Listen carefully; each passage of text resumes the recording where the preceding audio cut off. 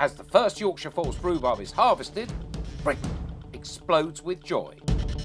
Spanish flood slaughter salads, detox diets in danger, Paltrow weeps. They're celebrating the forcing sheds as the first Yorkshire rhubarb arrives in the markets nearly a month earlier than last year. This is because this winter's been quite a bit colder. This man is quite a bit colder than he was last year. Yes, I'm quite a bit colder than I was last year, and so are they. Exposing the roots to cold before they go in the forcing sheds is an essential part of the traditional growing process, which has remained unchanged for over 200 years. In 2010, Yorkshire forced rhubarb was awarded PDO status by the European Union. This means it can only be grown in the 9 square miles that make up the rhubarb triangle, and it can only be grown by traditional methods. Let's be absolutely clear. Simply planting a few roots of rhubarb in the dirt floor of an outside shed that's got a few bits of black polythene over the window isn't the same thing at all, and certainly won't give you the same results. Back to the studio. In fact, it's widely believed that the triffid, a mutant rhubarb hybrid, is the result of an ill-informed attempt to replicate the forcing process in a blacked-out greenhouse on the outskirts of Droitwich. If you would like to know more about the metaphysical joys of the forcing sheds, then head over to the growers section of our website, where there is a short film starring the high priestess of rhubarb herself, Janet Oldroyd Hume, whose family have been growing rhubarb for 6 generations. Yorkshire forced rhubarb is truly unique, and no self-respecting January menu is complete without this national culinary treasure. Bring a blast of Southern Hemisphere sunshine to your January menus.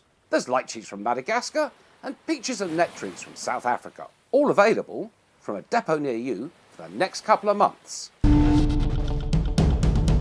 Over the winter months, an awful lot of our fresh produce, in some cases as much as 80%, comes from Spain, particularly 2 regions in the south and east, Murcia and Valencia. During December, both these regions suffered catastrophic flooding. In the week before Christmas, as much rain fell as they would normally expect in a year. This video, shot by a grower in Murcia, is of what used to be his baby gem crop, and the problems aren't just confined to the fields. This was filmed at a pack house in Murcia just before Christmas. Even if the crops have survived the downpour, flooding can often mean that they're inaccessible.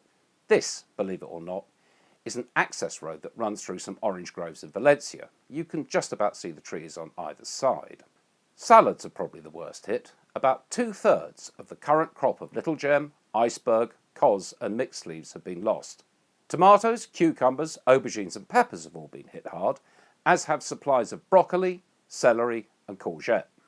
There's problems with other less obvious produce too. Herbs and frisée, for example. An awful lot of those come from Spain during the winter months. At this time of year, there really isn't much in the way of alternative sources of supply. There's tomatoes and courgettes from Morocco and salads from southern France, but nowhere near enough to fill the gap. Things aren't quite as bad on the citrus front. Citrus, growing on a tree, is less susceptible to flooding, but there can still be problems with access, as this photo from Barber and Caballero, our citrus growing friends in Valencia, shows only too clearly. Obviously, this is going to have a huge impact on fruit and veg supply, and you may well want to start rethinking your January menus to take all this into account. So where do you turn for decent value fruit and veg in the coming couple of months? Well, as ever, homegrown produce is where you will find that magical combination of quality and value. At this time of year, that means mostly brassicas, roots, potatoes, leeks, and apples and pears, and a fair dollop of creative imagination. There's a rather more detailed list in the written version of our market report that you can download using the green link below. January marks the start of the blood orange season. The first moros from Sicily are already here, and Spanish sanguinellos are on their way. The blood orange season usually lasts till early spring, so a fine addition to your menus for at least the next 3 or 4 months.